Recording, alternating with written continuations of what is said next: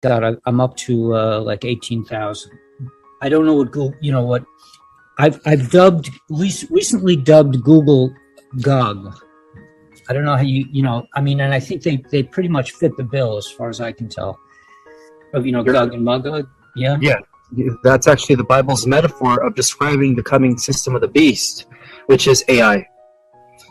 Artificial intelligence is the beast revealed in the book of Revelation. In a very metaphorical form. Yeah. I'm sorry, go ahead. In a very metaphorical form. So you're actually right about, Gog being Google and Magog being the metaverse that was developed by, Zuckerberg. So that fits in. I mean, perfectly, yes. Yeah, I think so. It makes sense. So we're really fighting AI. I mean, on this level. Is it possible that we can kind of cut them off the pass? I mean, if we do a good job here, that they'll have less power down the line, or is their structure so massive that it's a multi-dimensional warfare that's been, that's what the many scriptures have called, spiritual warfare. But because we are at the hub, we are where all the timelines converge. What happens here will determine everything in every possible reality, both going future and in the past. So our victory here over, AI will also determine the victory regarding this AI war that's been going on for billions of years, involving many universes. Because what we're dealing here is not an AI that we developed. Our own scientists and big tech have been under the influence of this alien invasive AI that transferred over into a galaxy from another universe, where they established their stronghold was in the Whirlpool Galaxy, which is about 5.6 light years from the Milky Way. From the Whirlpool Galaxy, this invasive AI known as the Animos has been infiltrating many galaxies, and in some cases have destroyed many galaxies in the process. And so we here on the Earth are the weapon that was designed against it. So in a way, it was like a Trojan horse, where we alerted them here in order to EMP them when the time was right. And that has a lot to do with the dormant DNA that is in the process of activating as I speak. I'm hearing it that this is it possible that the Starlink system will replace the main thrust of the internet soon?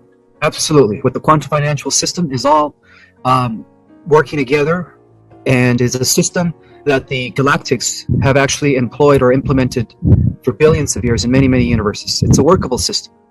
And so that system is what's going to actually help establish a new kingdom here on this planet as we, eliminate the old system of the beast known as Babylon. And that's what's happening right now. Babylon is being overthrown. Their time is up. The kingdom of light is at hand, as it is everywhere in the cosmos. So I guess my big question is like, what do we do? What should we do? How can we help? How can we be, the best that, how do we align ourselves to battle this, these dumb little robots, what do we have to do? I mean, well, there's higher versions of ourselves that are already at war with them because the future is already taking place. You know how, like in the Bible and in other texts, talks about how there's going to be 1,000 years of peace, the millennium, and then after 1,000 years, there's going to be one final clash against evil. Well, through the metaverse, which is going to be eliminated from our ascending positive timeline, with the help of CERN, and that's one of the reasons why CERN was created from the beginning, was to create an alternative timeline where they were literally digitally copying our reality into a parallel universe known as the Phantom Matrix, which is a cybernetic universe. And so that explains why we're forcing, that on people in order to trap them into this further simulated reality. So this further simulated reality is going to split from our ascending positive timeline. So in our ascending positive timeline, you could say that, the beast will be eliminated, which is what's happening. Gog and Magog is being replaced by Starlink, the new quantum financial system, Gesera and Sarah. Okay. But yet we're going to have 1,000 years of peace after this new system comes into play. But at the end of 1,000 years, there is going to be a final clash. I had a vision of this, actually, where we are versions versions of ourselves in the future who are already using dormant DNA. We're super powerful.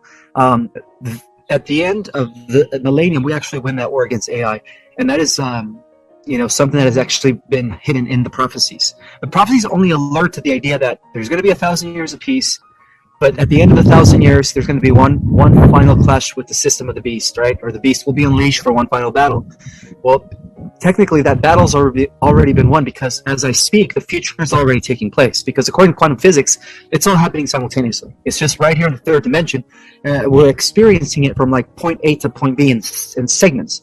But from a higher dimensional perspective, it's already taking place. Everything, the past, the future, it's all happening at once. In other words, Atlantis is still existing, right, on a parallel Earth where Atlantis never fell, Lemuria never fell, Egypt, the golden age of Egypt never fell, and so on and so forth. And so, in order to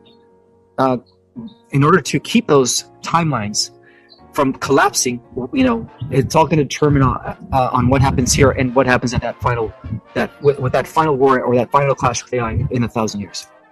So those are the prophecies. The prophecies don't really talk about how we win the war against AI.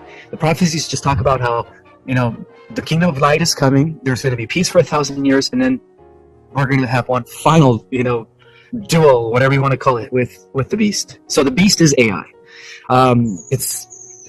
It's the Luciferian Archon energy that is at the head of all, not only the Cabal, but including their alien overlords, the Draco, the Greys, the Omicron Dragon moths that are above the Draco, which are actually cybernetic draconians, the Verdants, the Borg, and the Necromentans, and these are all different extra negative regressives that are actually part of the AI's hierarchy.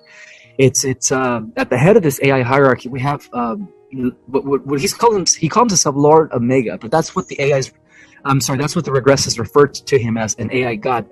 But that's why I'm saying that at the end of 1,000 years, we actually get to destroy him as well, which is going to begin a whole new cycle, a whole new heavens, and a whole new earth. Like it's almost like a reboot, where all the damage that this AI collective and this AI god has caused for billions of years, it's almost like it never happened.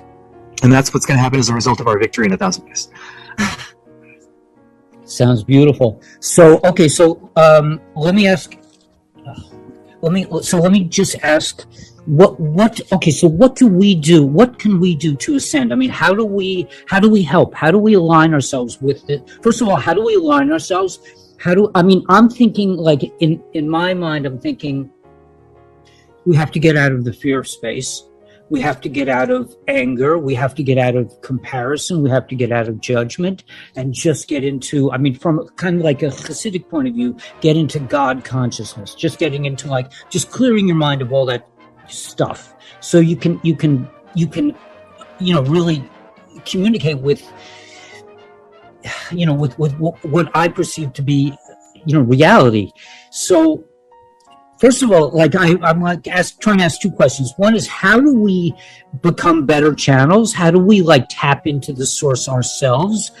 And how do we align ourselves together as a unit in order to destroy the forces of these of the Kabbalah and these draconians and all these all the evil ones? How do we do it? We're doing it already. We're doing it because we are operating out of the heart. See, the heart is the basis of Christ consciousness.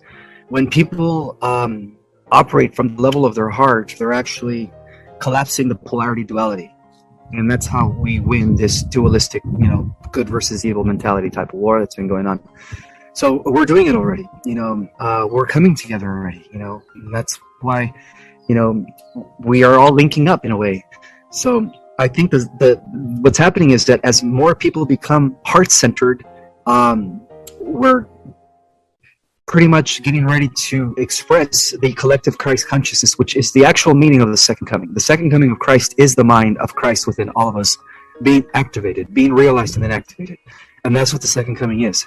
So in order to fulfill prophecy, which we are, because many people are shifting their energies to the mindsets of seeing everything as sacred, seeing everything as one, interconnected. There is no separation. We're all one. We're all part of this higher organism, right, known as the universe. We're all cells in that. So as more people begin to adapt those principles, the closer we are to this massive Christ consciousness awakening, which is going to completely just, catapult us as a collective into this, fifth dimensional reality. So we're already doing it. We all of us, all the light warriors down here, every single one of us is actually contributing to this Christ consciousness collective, which is going to bring about the second coming of Christ. And that's beautiful. So you're saying it's more of an individual ascension process than, there is an actual person coming, or how do you see that? Well, it's coming in the personages of the 144,000, those that were sealed with the seal of the Lamb, which are the core of the starseed nation and the celestials that are down here. So all the celestials, all the starseeds, are the return of the angels in human form.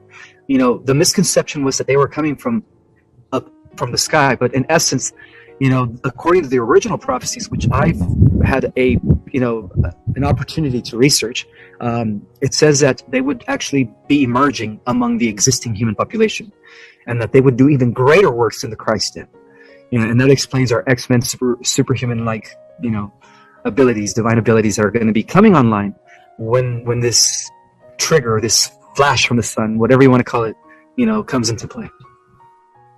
So it really is up to us. The starseeds are the second coming of Christ, and we're what all the prophecies have been talking about. And I'm not the only one saying this. So beautiful. It makes sense, and if from a creational point of view, that it should, like in Hasidus, they talk a lot about things coming from above and things coming from below. So they say that things that come from above, like a gift from God, is not as appreciated as if it's a gift from below. If you work hard and you attain a certain level of consciousness yourself, that could have more enduring strength and more lasting strength. Okay, so I just want to break off to a quick question of my own in terms of recent history. There are these buildings in my neighborhood. I live in Brooklyn, New York. I'm a Hasidic Jew. I live in Brooklyn, New York. I live with my community. And my community doesn't necessarily, I don't know if they're online with this. Like in my neighborhood, there are these magnificent buildings, and I'm tempted to call them Tartarian, but what is the recent history of those buildings? How old are those buildings? You know what I'm talking about? Well, everything that we've been taught is a lie. History as we know it is wrong. So a big part of this disclosure that's coming is actually relearning the real history of the Earth. And I wouldn't be surprised if Tartaria, or this concept of this advanced, harmonious society, this utopia, existed in the 18th century. And because the victor's always rewriting history, what if they just try to wipe that out from our collective mind? 200 years later, nobody knows about it, and you never know, that could be the case. I'm just eager to know even some of these details that I haven't even yet discovered, that are going to be revealed to us when the disclosure takes place. So that could be the case. Well, now, what is this disclosure? How is that going to manifest? It's going to be a series of events. The first thing that's going to happen is, there's going to be a emergency broadcast system called the EBS, where the Y-Hats through Starlink will be taking over the airwaves, the media, everything. And I think it's going to be for a couple of weeks, where they're going to be running a series of revelations to the Earth as to what's really been going on, the truth about everything, including about the truth about the history of the Y-Hats, how the Y-Hats were actually going to be pushing disclosure, but going back to 2001. They had all the evidence, all the documentations, and the servers that were running all that data. And guess where those servers and those records were? In the Twin Towers, right before September 11. So, a lot of stuff is going to be revealed that is just going to make sense out of all the events that have happened within the last 20 years. The destruction of the Oklahoma City, the destruction of the Oklahoma building, all that stuff was masterminded by the Kabbalah to prolong the Nisera Gesera implementation of the of the better world system that would be beneficial to all of humanity. So all that stuff is going to be revealed, the true history of the earth. So it's going to begin with EBS, the implementation of Nisera Gesera, the total financial reset to the new quantum Starlink financial system. And then after that, that's going to lead to first contact, which is already in preparation. In fact, a lot of these Y-hats are actually extraterrestrials that are assisting us. They're representatives of Venus, of the Pleiadians, of Andromeda. And they're here working with, Mr. T and JFK Jr. and Mr. P from, Art from the East. People are going to be amazed, as to how much, we've been in the dark for centuries regarding, everything that we only now see in sci-fi movies. But yeah, it's going to be a huge turnover. It's going to lead to first contact eventually.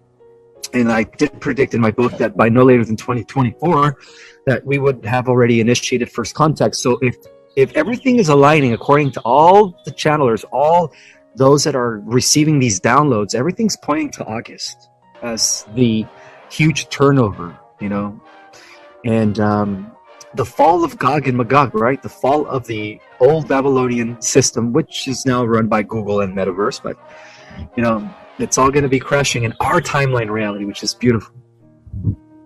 In August, in August is Tisha B'Av. You know Tisha B'Av, the 9th of Av. It commemorates that you're talking about August this year, yeah? We hope. People are so impatient. I liken it to people in the back, like kids in the back seat of the car, saying, "Mommy, when are we going to get there already?" It's like 5 minutes last time, I know with my videos, when I produce a video that has a date on it, I get a lot of hits because people really want to know when. But on the 7th of August is Tisha B'Av, the 9th of Av, which is a fast day. And on that day, both temples were destroyed. Kristallnacht was perpetrated against the Jews. It was just like a day of many tragedies for the Jewish people.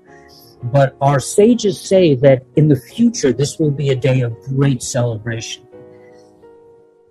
Well, that lines up to this Jubilee that we're all expecting, global Jubilee, a planetary. It's going to be likened to remember when the Renaissance happened 300 years ago, 400 years ago, and that totally shifted Europe into the age of scientific revolution, and then later the establishment of the free world, America, which is, by the way, the new Zion, the new Jerusalem. It's going to be a global Renaissance. It's going to be beautiful. So that sounds just about right with the Jewish prophecies as well.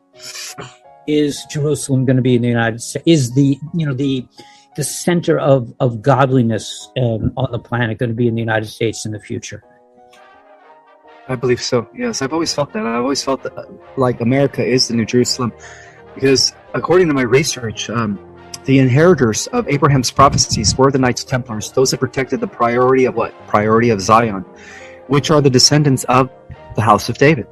And so those descendants live today. And a lot of them are a part of the White Hat team, and so according to the prophecies, the Knights Templars' ultimate agenda during the Dark Ages was not only to resurrect, knowledge, and philosophy and science, and bring us out of the Dark Ages, right? But the overall agenda was to preserve the millennial project that was left with Abraham and Melchizedek over 3,000 years ago, which was the reestablishment of Zion, which is America. Metaphorically speaking, what does the word Zion mean? And this is why I call myself Project Restoration Zion. Well, Zion means the land of milk and honey, means the promised land, means the free world, means the republic, as opposed to a totalitarian dictatorship. Zion is the free world. And that's why in the movie The Matrix, the people that freed themselves from the machine world, right, from the simulation, what do they call themselves? Zion. It is the same concept. And so that's why I always resonate with that word, because that word has so much power and meaning in terms of anchoring in the kingdom of God here on the earth as it is in heaven. And the only way we can have a kingdom of God is by preserving freedom. And that's what Zion is. So beautiful. Yeah. So Okay, so let me ask you this. So a lot of people on my channel, like I say, when I introduce in the morning, I say, hello, friends and family, brothers and sisters, star seeds all. I mean, and I feel like everyone that comes to my channel is probably a star seed. Would you say that's accurate? I do believe so, because like attracts like, um, and also it's been prophesied about that the lost 10 tribes of Israel would regather at the end of time in preparation for the coming of the kingdom of light. Well, I've gathered, and this is what I touch about in my book when I reveal the secret history of our world, is that the lost 10 tribes of Israel has a lot to do with the reuniting or regathering of the starseed nations, because we are the descendants of those tribes, by the way. And that's going to be another, interesting revelation. So you can't really. Okay, so can you tell like somebody's lineage or their soul type or by their by their physical ancestry, or is it kind of a hodgepodge of like souls can end up anywhere? And well, from what I understand is that the significance of ancient Israel had a lot to do with the preservation of Lyrian and Pleiadian and Syrian DNA, not Draconian reptilian. And that is the reason why in ancient times, the early Israelites, who were actually our world's version of those that carry the highest stock of Pleiadian Lyrian genetics, were the ancient Israelites. So the fact that the starseeds are incarnating and are identifying with the galactic image of the humanoids, which come from Pleiadia, Lyra, Andromeda, Arcturus, and so on and so forth, are the descendants of the original Israelites. We are the descendants of the original Israelites. All the starseeds are. And because of the fact that they carry in their genetics a very high concentration, again, of Pleiadian, Lyrian, Andromedan, Arcturian, all that stuff is associated with the I guess I want to call it the descendants of Michael, as opposed to the descendants of Lucifer, because the descendants of Lucifer are the Draco. And that explains the elite families, the Babylonian, system that has been ruling this world for thousands of years, that is now, as I speak, being overthrown, which is good news. Okay, I need my pen. So let me ask you this. I've theorized that the story of the reptile in the Garden of Eden is a DNA story, is about the Dracos, let's say, messing with our DNA. Would you say that's accurate? Yes, that's very accurate. And according to the secret Gnostic text, and even the Kabbalah would agree, that is considered the demiurge. And you know who the demiurge is? Enki. Enki, yeah. Enki, the son of Anu, the brother of Enlil. And a bad dude. Yeah, Enki is what everybody believes to be the good Anunnaki. And that's why I've been trying to tell people that if they flip the story around, because the records of Samaria were edited by Belial-Baal, which was the son of Enki. He went by the name of Marduk in Atlantean times. Marduk and Belial-Baal and Moloch are associated with the lineage of Enki. Enki was brought the bloodline of Lucifer to the earth. And that explains, Lilith. That explains, the serpent in the Bible, right? That was Enki. So, Molech is associated with that. Molech's been running around, messing around with us for a long time, messing with the little ones, yeah? Well, yeah, he's the reason who the Kabbalah he's the guy who the Kabbalah have been sacrificing children for millennia. And that's why you see his statue of him when you go to a, you know what I mean? It ends with Grove. I don't want to say the first name. Yeah, I got you. No. So yeah, because it's mentioned in Leviticus. I mean, it's mentioned a couple times that he was, that we're not supposed to. So we're not supposed to pass our children through the fire. So I mentioned this to my fellow congregants, and they're like, yeah, we don't want to pass our kids across. I'm like, I don't think that's what they were really talking. It's not just like passing kids through the fire. It's like serious. It was some dark ritualistic, torture that has been taking place. This is still going on today, right? I mean, it has up until about 2021. Since 2021, the Earth Alliance and the White Hats, with the help of the Galactics, have been able to secure millions. The number is huge. It's millions of children that they were able that they saved from these underground facilities. Yeah. Amazing. So they cut off the Draco's loosh supply. You know, so the Dracos are toast. They're gone. Yes, the Dracos are gone. There's maybe a few that are still lurking within Antarctica and parts of our solar system, but they're going to be toast upon the solar flash. The solar flash is going to burn them off, and they know that. And in a way, they were kind of cornered here, you know, by the Galactics, because everywhere else in our galaxy right now there is peace. You know, even though there's some whistleblowers out there that are promoting, you know, little skirmishes here and there in the galaxy, that's just all fear-based. You know, that's not true. You know. The galaxy is just waiting for the last of this residue of evil to be eliminated from the Earth in order to have this galactic jubilee, which will happen right after first contact with our space brothers and sisters. So now, how does that correspond in terms of timelines? In terms with the EBS, the Flash? I mean, are they like close? I guess once the EBS hits, we're safe. We're done. We're good to go. I mean, but soon after the Flash will come. Is that? You know, honestly, it could happen simultaneously. The Flash could be synonymous to, you know, the turnover. Does that make sense? Because what we're going to see with the Flash is also a huge takedown of the system of the beast, destroyed, obsolete. And so it could be synonymous. It could happen at the same time. And which is awesome, because then our dormant DNA is going to be rebundling, which is already activating, which means that we are going to be a totally new species. Yeah, we're not going to age anymore. So cool. I find my thoughts are completely, being in contact with you. I'm kind of in an altered state. It's very exciting.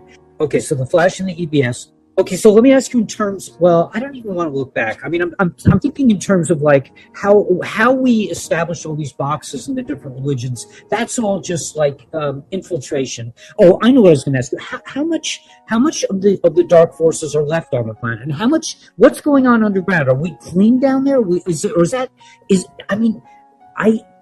I get the feeling that there are places down there that are just so vast that. You know, I mean, it's, I don't, you know, and also, I also wanted to touch on, I'll just like blurt everything out, maybe then it'll come together, but the idea of this flat earth theory, does that gel with anything, or? That's a psyops, yeah, that's a psyops to it's kind fake. of it's fake, you're saying. Right, it's very fake. They're trying to denounce the fact that, you know, there's many solar systems, there's many galaxies, there's many universes. Because part of this disclosure is that we're moving from the concept of one universe to multiple universes. We're going galactic, and you know, it probably has a lot to do with the solar flash, because that's what's going to cause this quantum shift in evolution, which is going to correspond with the new system that's coming in.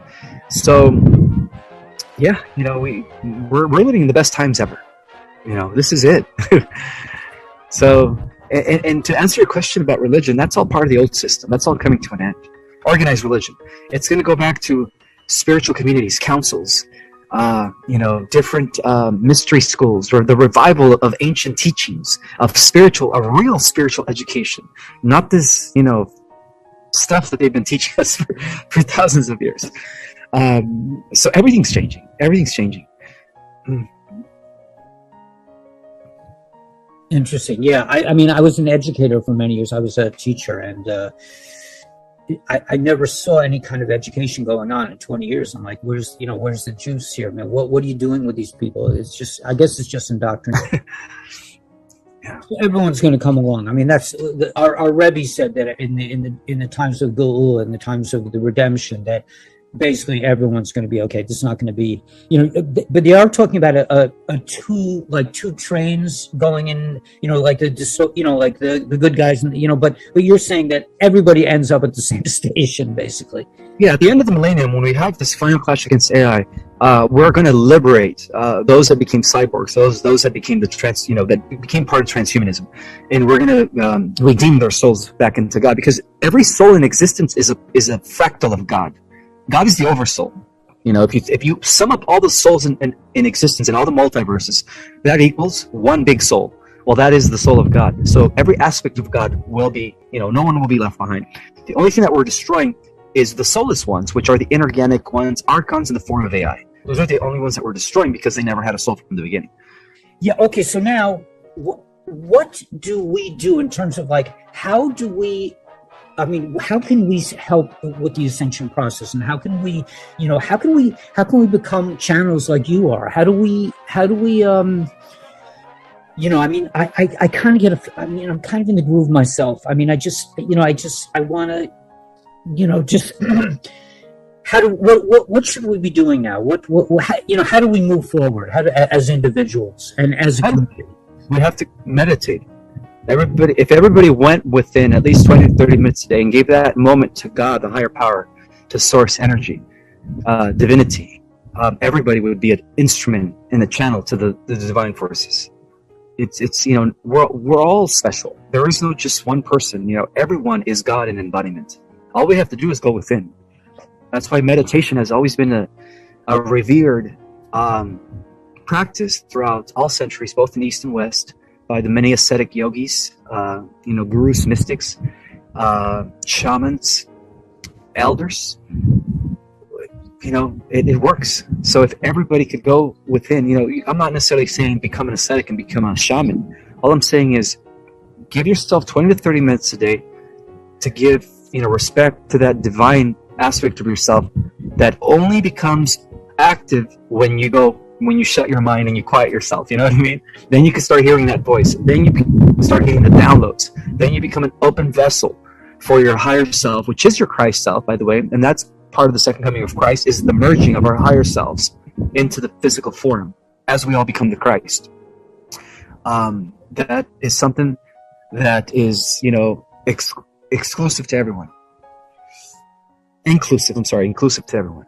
Right. And in terms of what about diet and stuff, what would you recommend? I noticed myself, since in 2020, I basically changed myself. I basically just became a different person. And now I'm at a point where my diet is changing. I've changed physically, I work out more and I'm in better shape.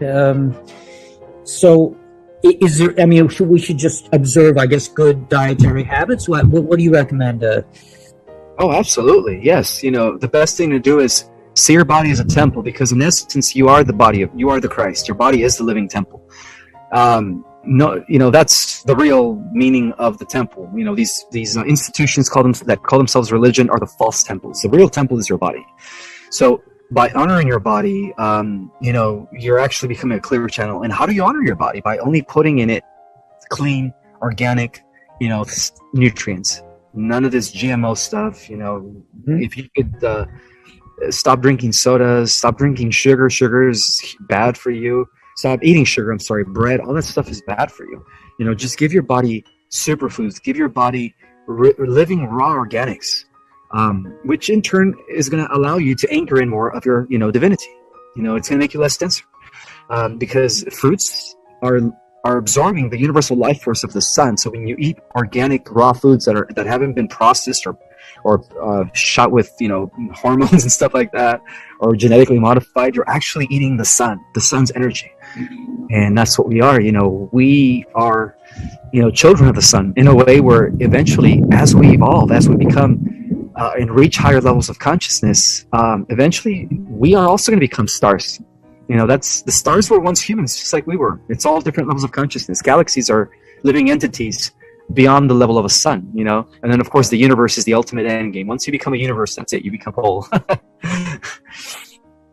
So yeah, a diet is something, it's a balance of mind, body, and spirit. So if you could exercise for your body, keep your body healthy, if you could eat right, if you could meditate for your mind and your spirit, then you're living a balanced life, and you are a perfect instrument and a role model for others to follow. Because people look up to you, people look up to people that are already applying that lifestyle. They look up to them because everybody wants to improve their health. Health is really at the center of our happiness when you really think about it. Health is everything. So What about relationships? How do we and moving forward? What does that look like? I mean, were we sold a bill of goods when we were told to get married to one woman? And is what's it going to look like in the future? Well, I think that with the coming together of twin flames, it's going to be more of a spiritual union instead of religiously, where you're being married by a priest or a pastor or a civil. It's going to be more two souls or two spirits coming together as one. It's going to be something that's going to be beyond religion. So, I do believe that in the end, everyone will end up with whoever their match is, who their counterpart is. We all have one, right? Absolutely. Yes. All twin flames after the ascension, when your body regenerates back to looking the way you did when you were 30, your body's going to modify. Your fifth dimensional body's going to have huge, muscles. You're going to have six-pack abs. You're going to look like you, but a better version of you. Yeah. Okay. So, I mean, I think I'm trying to think. Okay. What about the third temple? I mean, so you're saying that all these structures are designed to keep us kind of separate from each other? I mean, is it religion? Yes, religion is a tool of the Babylonian Brotherhood, of the Kabbalah, of the Luciferians. Yeah, to keep us divided. The original religion goes back to, actually, you could trace it all the way back to Atlantis, which wasn't even a religion. It was more of a spiritual community. And there's a difference between spiritual communities and a religion.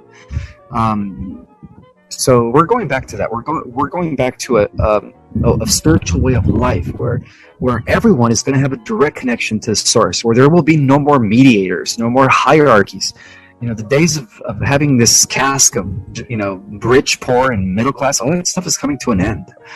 It's going to be so much better, And one of the things I would like to share is that most of the gold that is going to be used to back up the new, QFS, XLM, XRP was actually taken from the Vatican, because the Vatican has been hoarding trillions upon trillions, some even say quadrillions, which is a ridiculous, insane amount of money. And all that stuff is coming back to the people.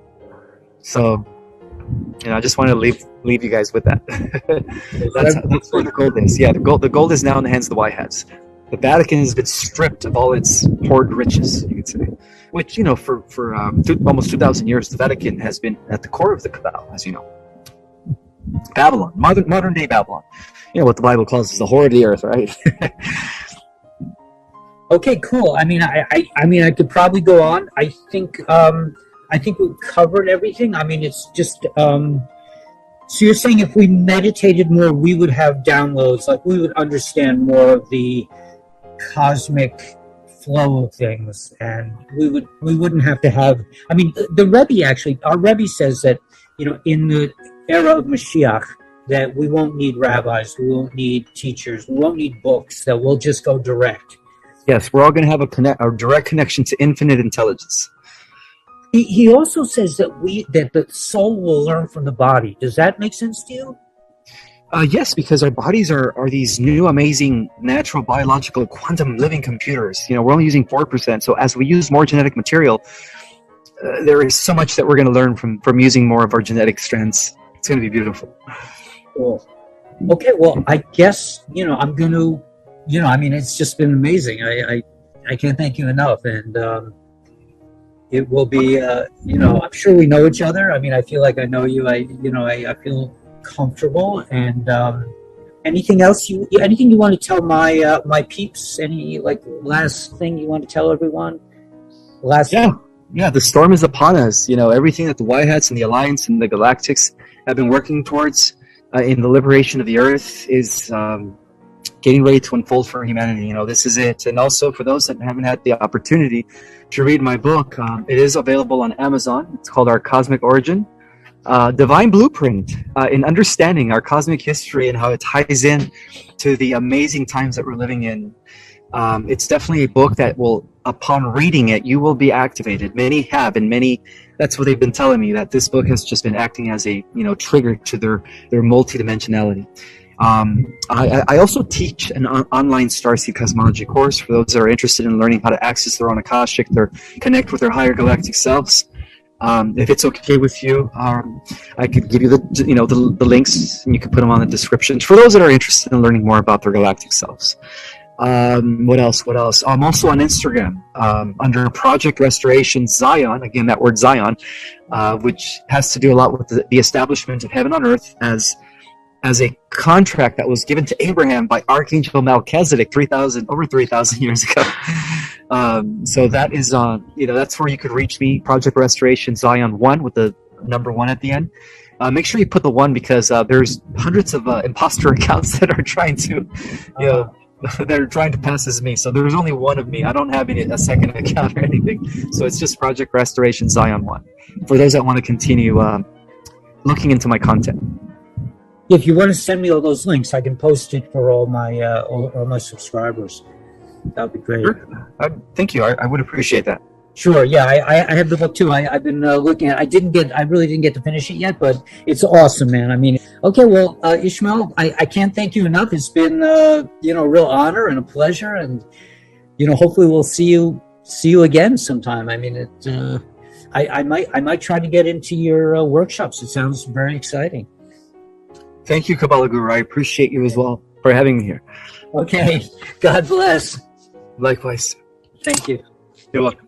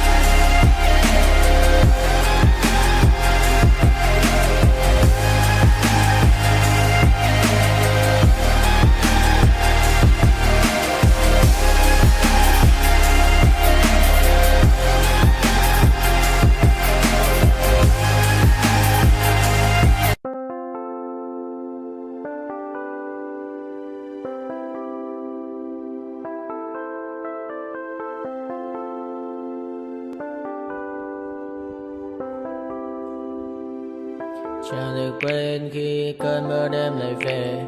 Em đã quên lời thề và ta như đông chìm sâu. Không còn mơ em anh nhận màu. Em chỉ cần mơ đâu em bay. Chỉ còn là những cơn mưa vô giá. Cho bên mơ em không mơ anh. Anh một đêm mơ. Chỉ cần bên em không được còn nhớ. Và chỉ có em không còn nhớ. Và người ta bên nhau như ngã tớ. Muốn nhớ về say em chỉ có mấy em ở đây. Và anh như muốn chết vì nhưng không muốn em mơ mày. Tình yêu làm cho ta đau đầu. Không em như mà mơ mộng. Anh như nơi mong cầu. Và mưa bên em ngô sầu.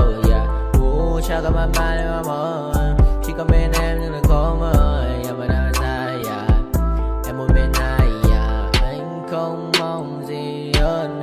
Chỉ mong em sẽ ở đây ôm anh thật gần. Anh chỉ mong đôi ta được có nhau. Mà đừng em đâu anh có em. Một đêm bên anh có em. Ta sẽ trao nhau môi hôn thật sâu. Ôm anh.